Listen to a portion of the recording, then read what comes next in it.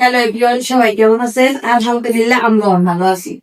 তো আমি যে নতুন বাসাটা নিছি এটা আপনাদের দেখাবো। এটা হলে ডাইনিং স্পেস, মানে ডাইনিং স্পেস বলতে কি ছোট।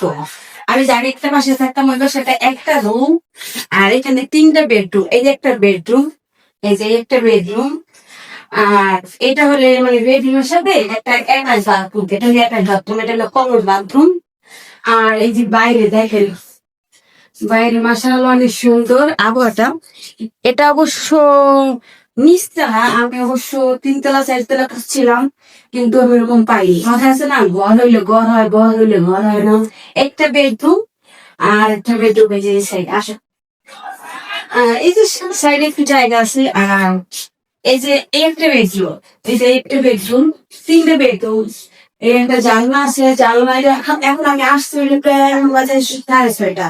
সন্ধ্যায় আসছে তো এই কারণে একটু অন্ধকার, আর এই জায়গা তো লাইট লাগানো নেই। আমরা কালকে আসবো এই বাসায়, দেখতেছি কেমন কি বলছিল, লোকে পরিষ্কার করবে তো পরিষ্কার করছে, তারপর একটা মানুষ না থাকে যা হয়। একটা বেডরুম, এটা এই এই যদি এটা রং করে দিত তাহলে খুব ভালো হতো। রং করে দেয় বড় করতে করবে। আর একটা বেডরুম আমি দেখাই, আর একটা বেডরুম এই সাইডে, এই যে এইটা বেডরুম, মোট তিনটা বেডরুম। এখন বলতে হবে কি আলহামদুলিল্লাহ, আমি যেহেতু একটা রুম করে ছিলাম, এখন যেহেতু নিচে তিনটা বেডরুম আর ডাইনিং স্পেস এমন না কিছু রাখা যাবে, তারপর বলবো আলহামদুলিল্লাহ। মানুষের ছোট থেকে বড় হয়। আমি যখন ঢাকায় আসছিলাম তখন কিন্তু আমি ছোট্ট একটা বাসায় ছিলাম। বাসাটার ভাড়া ছিল মাত্র 2,000 টাকা।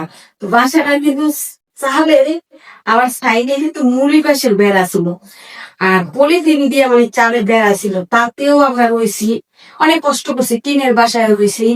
এখন আস্তে আস্তে পরিবর্তন হইতে হইতে একটু ভালো জায়গায় যাইতেছে। আগে থেকে একটু ভালো জায়গায়, তারপর একটু ভালো জায়গায়।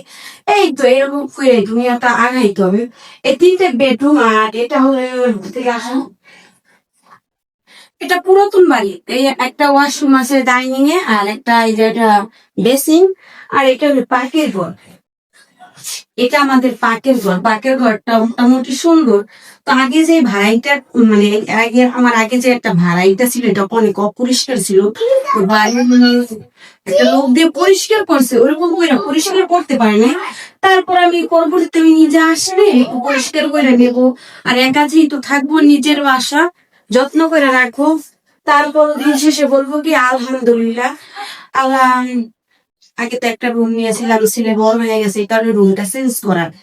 আর রুমটা একটু আলো বাতাস কম লাগতো বিধায় আমি রুমটা চেঞ্জ করছি। আর যে চাইছিলাম আমি একটু ব্যালকনি আলা রুম, একটু তিনতলা চারতলায় থাকতে, কিন্তু আমি এরকম রুম পাইনি। অনেক খুঁজছি কিন্তু এরকম পাইনি, রুম ছাইড়া দিছি। তো এবার সেটা পাইছি। আমি শুধু নিছি কেন, এই সাইডটা মানে ধরুন গ্রামের মতন আলো বাতাস খুব কম। এখন সন্ধ্যা হয়ে গেছে কারণে এত লাইট হচ্ছে নাই, আর বাতাস আছে, ভরপুর বাতাস আছে। তারপরে এক জায়গায় না থাকলে ওই জায়গাটার মানে বোঝা যায় না। আস্তে আস্তে থাকবো, দেখবো জায়গাটা কেমন। তো কালকে আসবো, কালকে রুম চেঞ্জ করে আজকে দেখার জন্য আসছিলাম রুমটা পরিষ্কার করছে নাকি। তো সবাই আমাদের জন্য দোয়া করবেন, আর রুমটা কেমন হয়েছে কমেন্টে জানাবেন। তো সবাই ভালো থাকবেন, সুস্থ থাকবেন। আল্লাহ হাফেজ।